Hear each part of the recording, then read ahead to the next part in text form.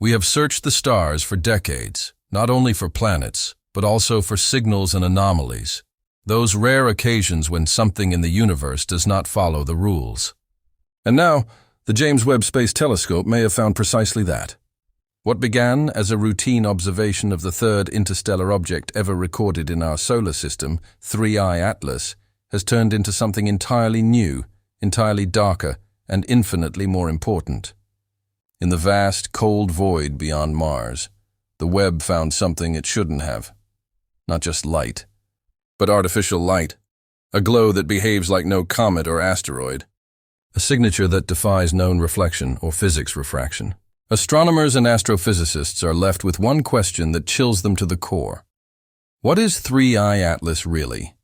Stay with us as we dive deep into the data that has just begun to reignite the most terrifying question ever. Are we alone?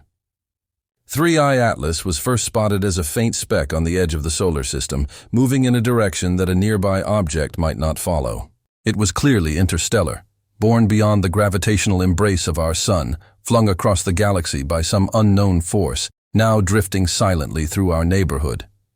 At first, it was treated as a cosmic curiosity, like its predecessors, Oumuamua and Borisov. But something even in its earliest images felt off. Unlike most interstellar objects, 3I Atlas was unusually bright, and not in a way that made sense.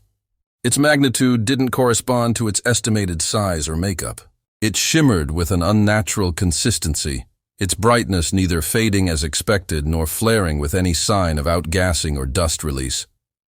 Traditional comets tend to brighten in bursts as ice sublimates, but this one remained constant, as if powered from within. Telescopes across the globe turned to observe it, and the Webb, with its unparalleled ability to peer into the infrared spectrum, was brought in to decode the mystery. What it saw changed everything. Perched at the L2 Lagrange point, 1,000,000 miles from Earth, the James Webb Space Telescope was designed to see the unseen, to cut through the glare of stars and expose what is concealed within the shadows. Its gaze upon 3I Atlas was expected to clarify the confusion. Instead, it deepened it. The telescope's instruments detected a centralized thermal emission that did not correlate with any natural reflection of sunlight.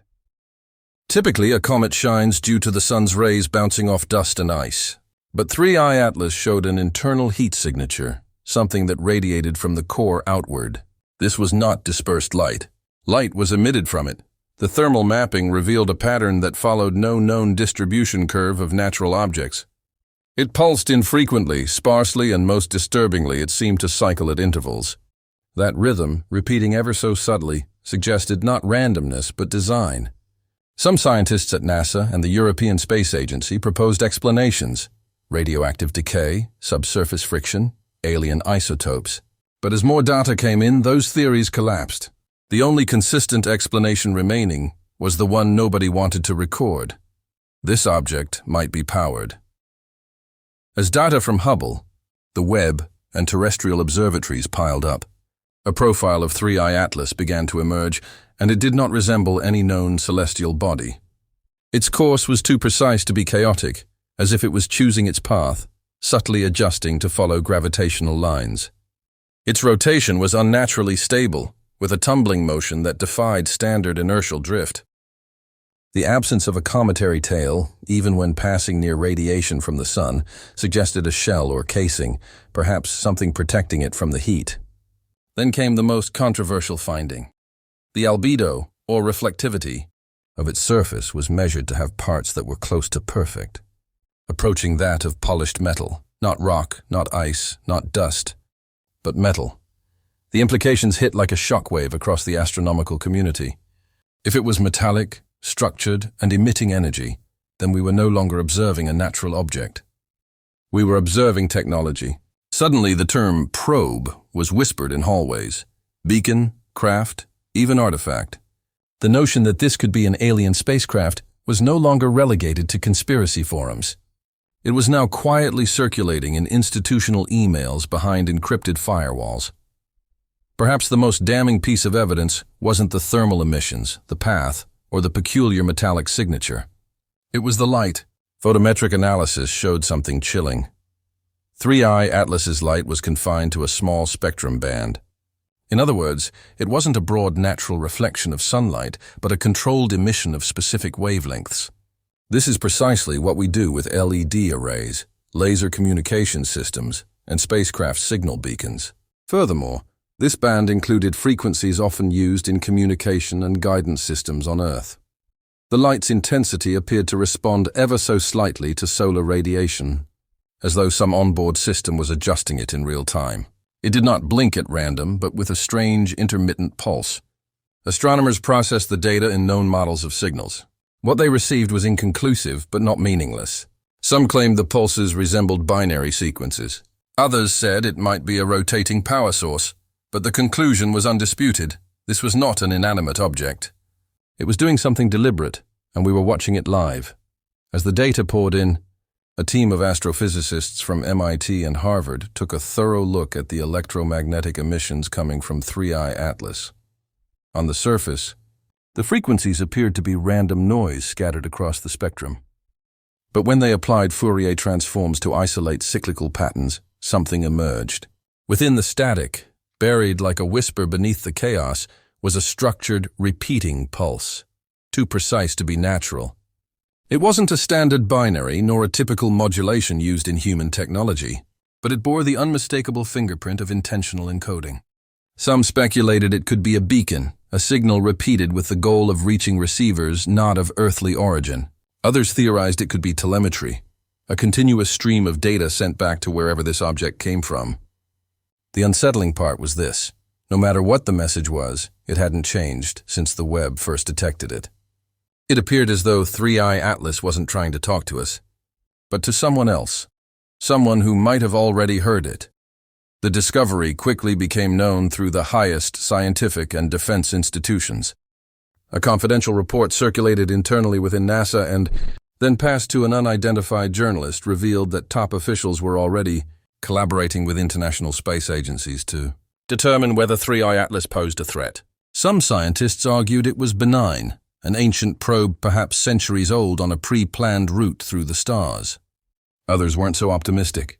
They raised questions no one could answer. If it's transmitting, who is receiving? If it has light emissions, does it also have propulsion?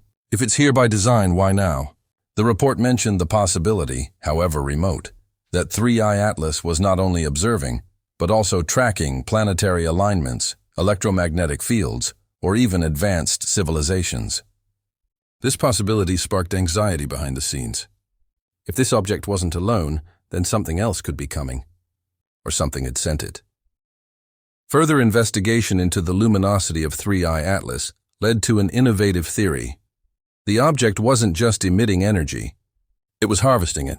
The way the object's light output fluctuated with its proximity to the sun, combined with the absence of apparent chemical reactions, supported the idea that it might be using a solar collection array or photonic absorption system embedded beneath its exterior. A group of theorists postulated that the dust cloud surrounding the object could serve a dual function, both as camouflage to mask its artificial structure and as a medium through which to absorb solar radiation.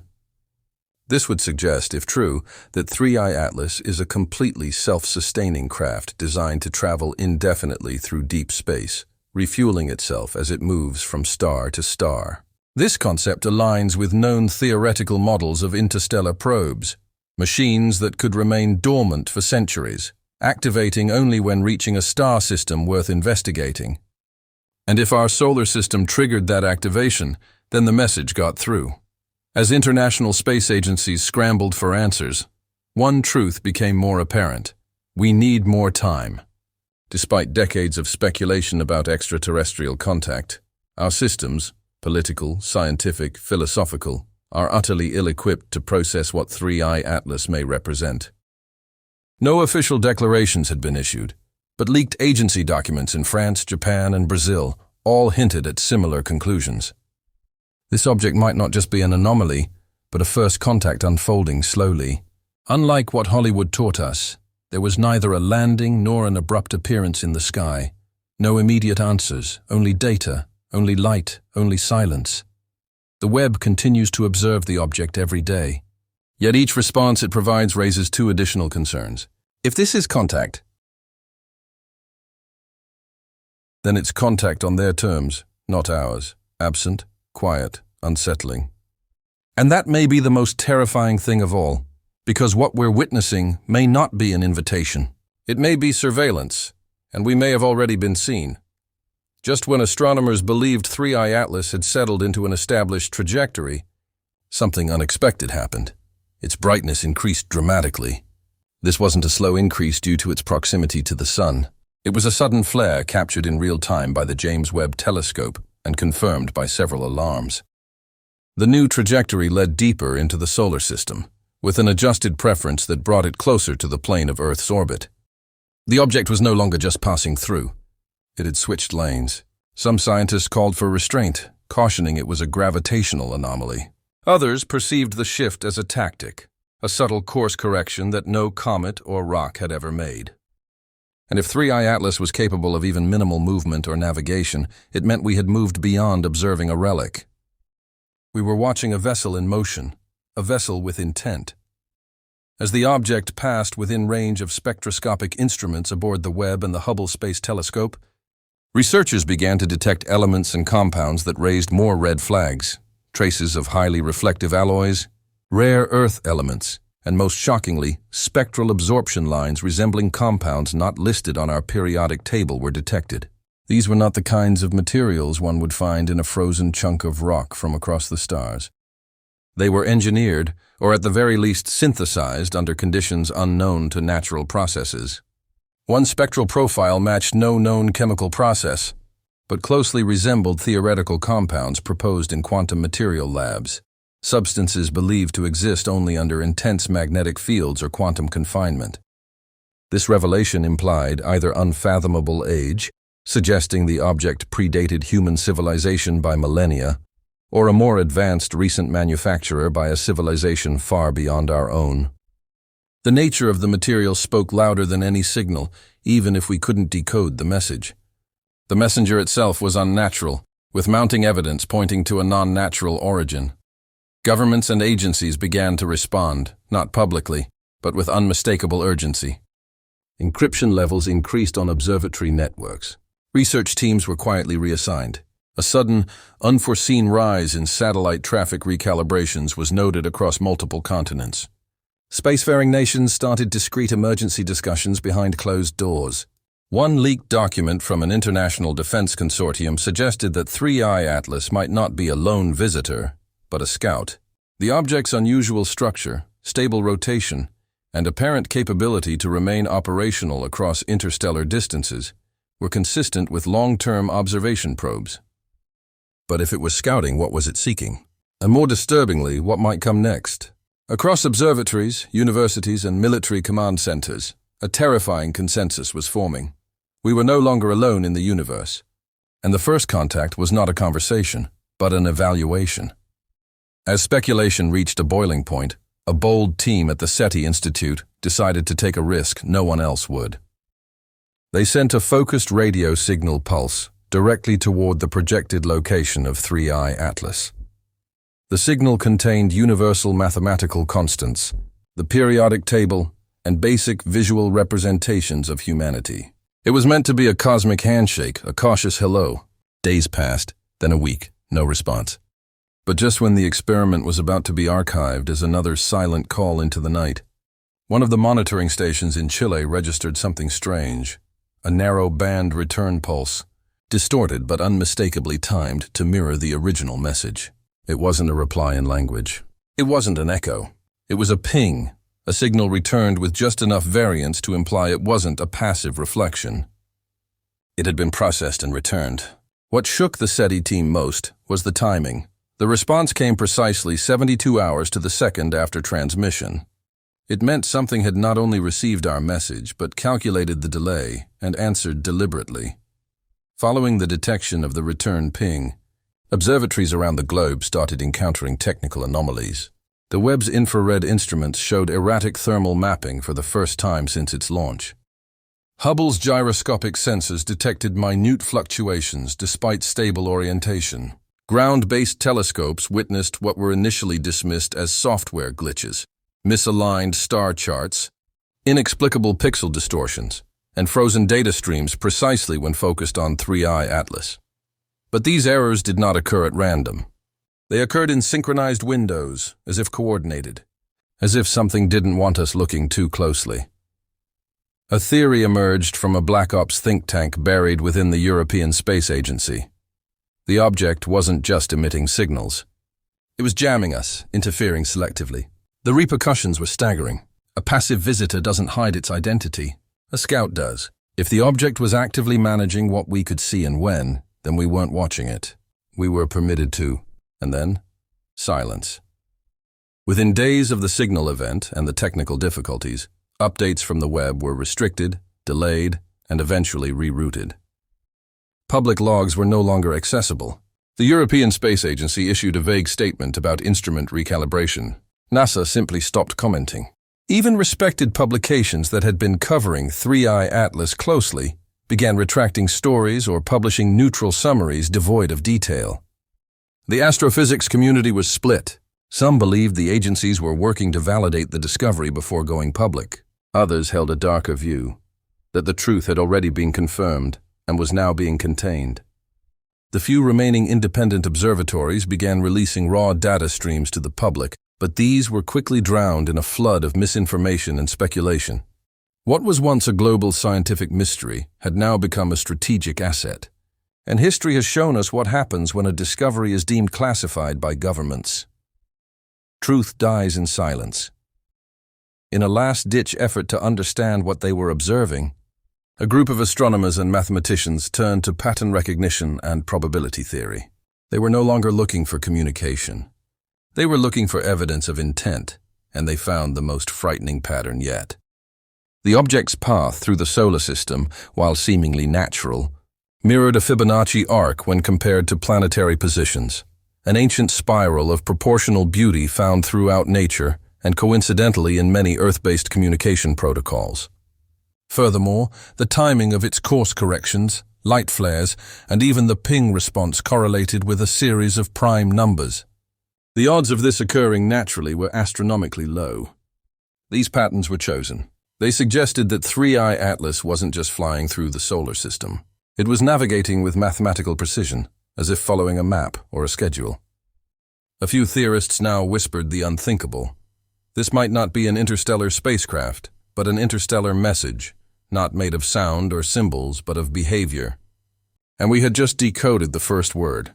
As the dust of confusion begins to settle, one truth remains impossible to ignore. 3i Atlas has never been merely a rock. From the unnatural light to the signal it received, from the rare materials to the calculated change in direction, every piece of this mystery points to a single unsettling conclusion. We have not been alone for a very long time, and we might never have been told.